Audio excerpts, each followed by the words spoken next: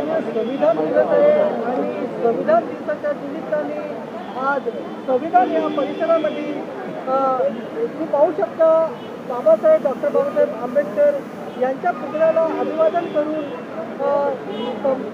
बहुजन समाज पार्टीचे पदाधिकारी आज या संविधान या परिसरामध्ये आलेले आहेत. त्यांची वार्ता करूया, जाणून घेऊया काय मत आहे म्हणून त्यांचं. पाहू शकता मोठ्या संख्येने आज बहुजन समाज पार्टीचे जे कार्यकर्ते आले मान्यवर पाहिल्या काय सांगणं आहे काही आपला परिचय सांगा तुम्ही. आज ते संविधान दिवसाच्या निमित्तानं तिथं आलेलं आहे, तिथं काय सांगायचं त्याला? जय भीम. माझं नाव रंजना भानुदास ढोरे आहे. मी नागपूर जिल्ह्याचे प्रभारी आहे आणि आज नागपूर शहरामध्ये आणि या संविधान चौकामध्ये आज 26 नोव्हेंबर संविधान दिन या निमित्ताने आम्ही बहुजन समाज पार्टीचे संपूर्ण कार्यकर्ते पदाधिकारी आणि हितचिंतक इथं जमलेले आहोत.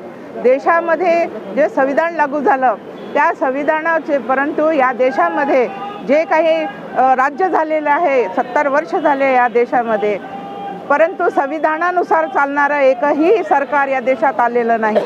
बहुजन समाज पार्टी ही नेहमी संविधानावरतीच आपलं फोकस करत असते आणि संविधानच हे आपला एजेंडा असतो आणि हेच आमचं जाहीरनामा असतं. बहुजन समाज पार्टीच्या विचारधारा म्हणजे फुले शाहू आंबेडकरांची विचारधारा आहे आणि हीच आम्ही या देशामध्ये राबवत असतो. मानवतावादी चळवळी ही आमची असते. आम्ही त्यानुसार या देशामध्ये पार्टी ही कामं करत असते. परंतु येत्या ह्या निवडणुकीमध्ये जो मोठ्या प्रमाणामध्ये संविधानाची आणि लोकशाहीची पायमल्ली झालेली आहे हे सगळ्या जनतेला माहिती आहे. EVM हे एक प्रकारचं चोरच आहे आणि याने या देशामध्ये जो धुमाकूळ घातलेला आहे, जे लोक निवडून येऊ शकत नाही त्या लोकांना यांनी निवडून आणण्याचे स्वतः निवडून आले आणि ज्यांना ज्यांना निवडून द्यायचं होतं ते त्या लोकांना यांनी निवडून दिलेलं आहे आणि एक प्रकारचं यांनी या देशामध्ये लोकशाहीचा खूनच केलेला आहे असं मी म्हणेन. माझं नाव मनोज सांगोडे आहे. आपल्या देशात व्यक्ती स्वातंत्र्य हे खतम होत चाललं आहे. जो व्यक्ती वोटिंग करते त्याच्या वोटिंगची चोरी होते.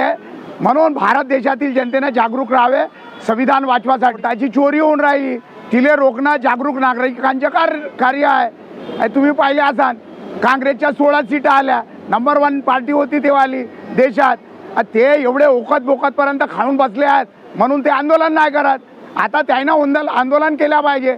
आणि ज्याच्याजवळ कधी सायकल नाही नसीब होती त्याच्या मोठ्या मोठ्या बिल्डिंगा भारतीय जनता पार्टीवाल्याच झाल्या, त्याच्या ऑफिस बी झाले. तर मग याच्याविषयी लोकांना जागरूक झाल्या पाहिजे. जो जेती भेटला जर शाळा नाही बनवत असतील, दवाखाने नाही बनवत असतील, रोजगार नाही देत असतील तर अशा नेत्याचे मी आज सांगू शकतो. बस. सभी को सप्रेम जय भीम. मेरा नाम योगेश लांजेवार, बहुजन समाज पार्टी नागपुर जिलाध्यक्ष. आज 26 नवंबर संविधान दिन के उपलक्ष्य में यहाँ पर बहुजन समाज पार्टी के मेरे सभी विधानसभाओं के आए हुए पदाधिकारी कार्यकर्तागण आज 26 नवंबर जिस संविधान दिन को हम यहाँ मनाने के लिए आए हैं, मैं आप लोगों को बता देना चाहता हूँ 26 नवंबर 1949 को भारत देश में संविधान बाबा साहब ने सुपुर्द किया. बाबा साहब ने जब संविधान सुपुर्द किया उस समय बाबा साहब का कहना था कि हम लोग 26 जनवरी 1950 को इस देश में संविधान लागू होगा, लेकिन इस देश में सामाजिक और आर्थिक गैर बराबरी बनी रहेगी. राजनीतिक तौर पर हम समान रहेंगे. 1 मैन 1 वोट 1 वैल्यू. एक आदमी को एक वोट देने का अधिकार रहेगा और उसका एक मूल्य रहेगा. लेकिन सामाजिक और आर्थिक गैर बराबरी बनी रहेगी. ये जो सामाजिक और आर्थिक गैर बराबरी है, अगर इसको जल्द से जल्द खत्म नहीं किया तो ये जो राजनीति का मनोरमा मैंने बड़े दुख तकलीफ से खड़ा किया हूँ, इसको उद्ध्वस्त होने में ज़्यादा समय नहीं लगेगा. आज बाबा साहब का वो भविष्यवाणी हमको दिखाई दे रही है कि संविधान इस देश में सही मायने में लागू नहीं हुआ और सामाजिक और आर्थिक गैर बराबरी पिछले 75 साल से चाहे कोई भी सरकारें रही हो, कांग्रेस की सरकार रही, बीजेपी की सरकार रही, इन्होंने इस देश में सामाजिक और आर्थिक गैर बराबरी खत्म नहीं होने दिए, जिसके कारण ये जो राजनीति का मनोरा है ये उद्ध्वस्त होता हुआ दिखाई दे रहा है. आज हम लोगों के वोटों के साथ में जिस तरीके से खिलवाड़ किया जा रहा है, लोकशाही खत्म करने का काम किया जा रहा है. जब संविधान बदल नहीं सकते तो आप लोग संविधान में जो चुनकर जाने वाले लोग हैं, उस संसद में, उस विधानसभा में चुनकर जाने की जो प्रक्रिया बाबा साहब ने किया वोट के माध्यम से, ये वोट का आप लोग आज तक के चोरी करते आए। कभी आपने दारू, कभी आपने मटन, कभी आपने थोड़े पैसे देकर ये खरीदने का काम किए, लेकिन अभी ट्रेंड बदल चुका है। अभी तो बैलेट पेपर छोड़कर आप लोग डायरेक्ट ईवीएम मशीन पर आ गए।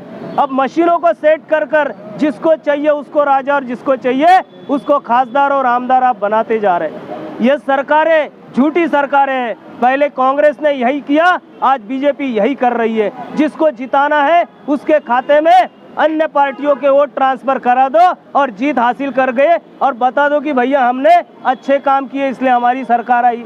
अरे भाई, यहाँ महाराष्ट्र में बेरोजगारी है, यहाँ महाराष्ट्र में भूखमरी है, यहाँ महाराष्ट्र में इतनी परेशानी है, बच्चों के लिए एजुकेशन नहीं है, इतने सारे परेशान लोग बीजेपी प्योर मेजॉरिटी में सरकार बना सकते हैं?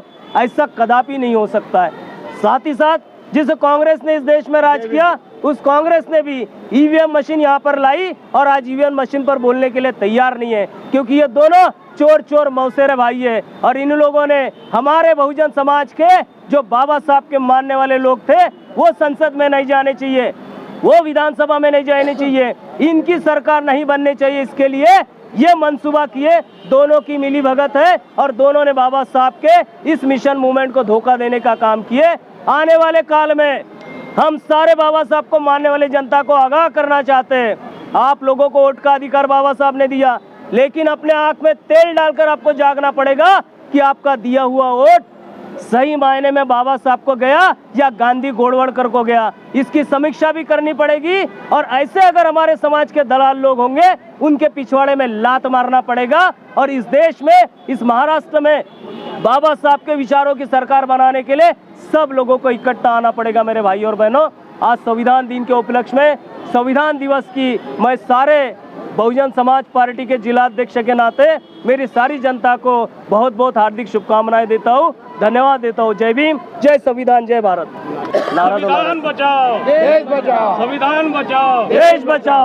मी अजय उके, बहुजन समाज पार्टी उत्तर नागपूरचा अध्यक्ष या नात्याने या देशातील बहुजन समाजाला संविधान दिनाच्या निमित्ताने मी शुभेच्छा देतो। आणि आता आम्ही निवडणुकीच्या नंतर उत्तर नागपूरमध्ये आम्ही आमचं संघटन मजबूत करू आणि जमिनीवर मजबूत करू, एवढंच मी आपणास ग्वाही देतो। आणि मी या ठिकाणी सर्वांना शुभेच्छा देऊन